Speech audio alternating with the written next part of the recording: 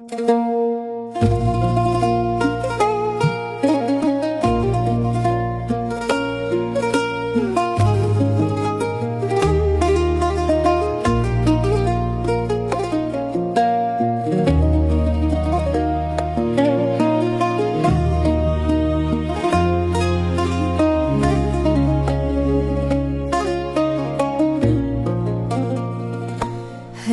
ៀបការជាគូព្រេងចេះចាច់ចែងយល់ចិនគ្នាអំបងក៏វេរារក្សាគ្នាឲ្យគង់វាសនាជួបជាភពសំណាងគុំកងកាងជួយបំណង